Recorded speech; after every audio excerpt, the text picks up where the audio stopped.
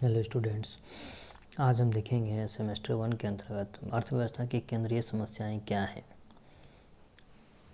अर्थशास्त्र एक जटिल और निरंतर विकसित होने वाला क्षेत्र है जो यह बताता है कि समाज अपनी असीमित इच्छाओं को पूरा करने के लिए सीमित साधनों का आवंटन कैसे करे। यानी हमारी आवश्यकताएं क्या हैं, असीमित हैं, ठीक है, यानी इच्छाएं असीमित हैं और साधन क्या है, सीमित हैं, तो उसका आवंटन कैसे हो। इसे हम अर्थव्यवस्था की केंद्रीय समस्या कहते हैं। ये 3 प्रकार की होती हैं केंद्रीय समस्या। पहला, क्या उत्पादन किया जाए और कितनी मात्रा में। दूसरा, कैसे उत्पादन किया जाए और किसके लिए उत्पादन किया जाए। तो केंद्रीय समस्या के कारण क्या है कि साधन सीमित हैं, इच्छाएं असीमित और आवश्यकताएं हैं, संसाधनों के वैकल्पिक उपयोग हैं और कुशल आवंटन है और सरकारी हस्तक्षेप। तो क्या उत्पादन करें और कितनी मात्रा में। एक अर्थव्यवस्था की प्रथम केंद्रीय समस्या यह है कि किन किन वस्तुओं का और कितनी कितनी मात्रा में उत्पादन किया जाए। इसमें अर्थव्यवस्था में कुल उत्पादन की बनावट का दुर्लभ साधनों के आवंटन से संबंध समस्या भी पाई जाती है, क्योंकि साधन दुर्लभ होते हैं, सही बात है। और इसलिए समाज की उत्पादित की जाने वाली वस्तुओं के बारे में निर्णय लेना होता है, जैसे गेहूँ, कपड़ा इत्यादि। एक बार वस्तुओं की किस्मों के बारे में निर्णय कर लिया जाता है, तब उनकी मात्राओं के बारे में निर्णय लेना होता है कि अर्थात कितने क्विंटल गेहूँ, कितने लाख मीटर कपड़े इत्यादि, ठीक है। हमें कैसे उत्पादित करना है। दूसरा, अर्थव्यवस्था की दूसरी समस्या यह निर्णय करना है कि वस्तुओं और सेवाओं को कैसे उत्पादित करना है, किन संयोगों के साथ और किन उत्पादन की विधियों से, यानी तकनीकों से। यह समस्या अर्थव्यवस्था में साधनों की उपलब्धता पर निर्भर करती है। यदि भूमि प्रचुर मात्रा में उपलब्ध है तो विस्तृत खेती करनी चाहिए। यदि भूमि दुर्लभ है तो गहन खेती विधियों का प्रयोग करना चाहिए। यदि श्रम अधिक है तो श्रम गहन तकनीक प्रयोग करना चाहिए। यदि श्रम की कमी है तो पूंजी गहन तकनीक का प्रयोग करना चाहिए।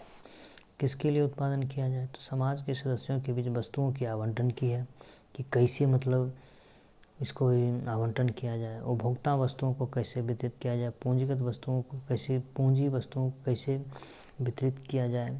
व्यक्तियों को उपभोक्ता वस्तुओं का विनिमय के आधार पर वितरण किया जाता है, यानी कैसे किया जाएगा, तो वस्तुओं का विनिमय के आधार पर वितरण किया जा सकता है, ठीक है। अब इसी में हमारा एक है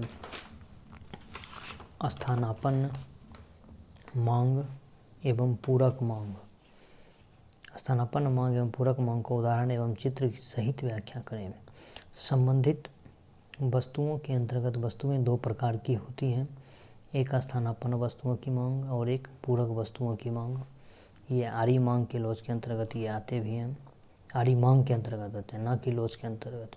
संबंधित वस्तुओं के अंतर्गत एक वस्तु की कीमत में परिवर्तन दूसरी वस्तु की मांग को प्रभावित करती है, ठीक है। यानी इसके अंतर्गत संबंधित वस्तु के अंतर्गत क्या होगा कि एक वस्तु की कीमत में परिवर्तन होगा तो उस वस्तु की मात्रा में नहीं परिवर्तन होगा, बल्कि उससे जुड़ा दूसरे वस्तु की मात्रा में परिवर्तन होगा। जैसे यानी 2 प्रकार की होती है, एक स्थानापन्न वस्तु, एक पूरक वस्तु है।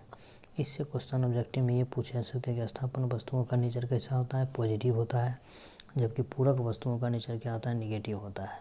बाएं से दाएं नीचे की ओर और ये बाएं से दाएं ऊपर की ओर, ठीक है। तो अब इसे समझे, एक वस्तु ए की कीमत बढ़ने से वस्तु बी की मांग बढ़ जाती है, ठीक है। क्या होता है, एक वस्तु ए की कीमत बढ़ने से वस्तु बी की मांग बढ़ जाती है। ए की कीमत बढ़ रही है, ए से बढ़कर A1 हो गया तो ये बी से बढ़कर B1 हो गया।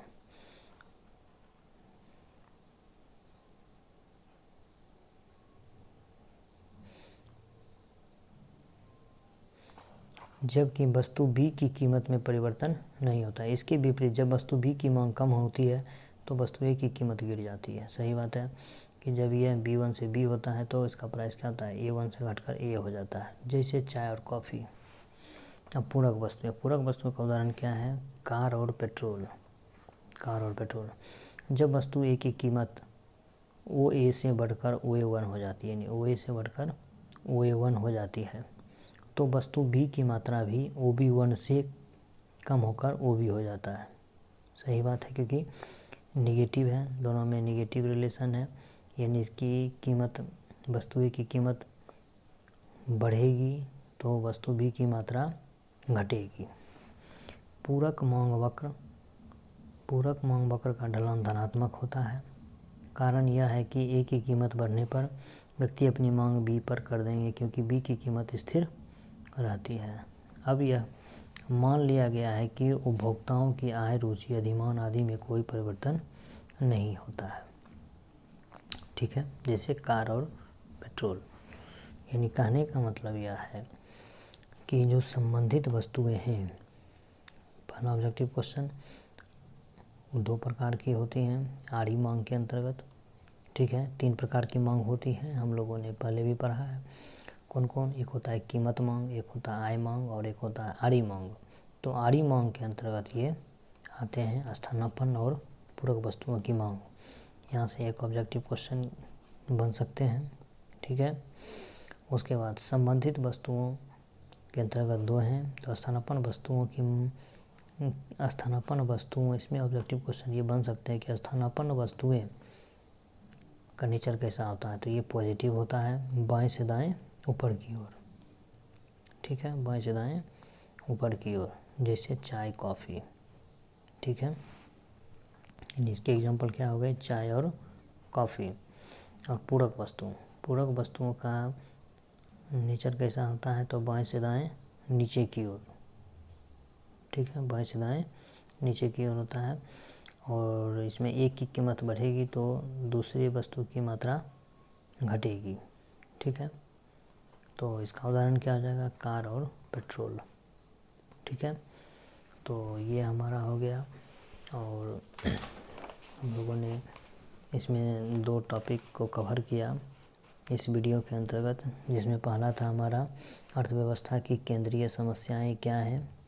ठीक है, अर्थव्यवस्था की केंद्रीय समस्याएं में ये सारी समस्याएं हैं, क्या उत्पादन किया जाए, कैसे उत्पादन किया जाए, किसके लिए उत्पादन किया जाए। ठीक है, यहाँ से एग्ज़ाम में क्वेश्चन भी पूछे जाते हैं। ठीक है, तथा इसके कारण क्या है। केंद्रीय समस्या को ही आर्थिक समस्या भी बोलते हैं। इसको क्या बोलते हैं? आर्थिक समस्याएं। यानी हम इसको लिख सकते हैं केंद्रीय समस्या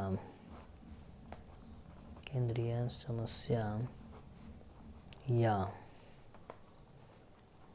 आर्थिक समस्या।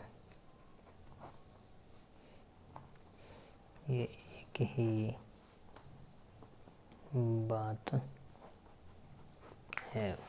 ठीक है, तो इसमें कन्फ्यूजन की ज़रूरत नहीं है। और इस तरह यानी केंद्रीय समस्या का हम लोगों ने देखा और स्थानापन्न पूरक मांग को देखा। और इसी के साथ हमारा यह वीडियो टॉपिक ख़त्म हुआ। इसको लाइक, सब्सक्राइब, शेयर ज़रूर करें।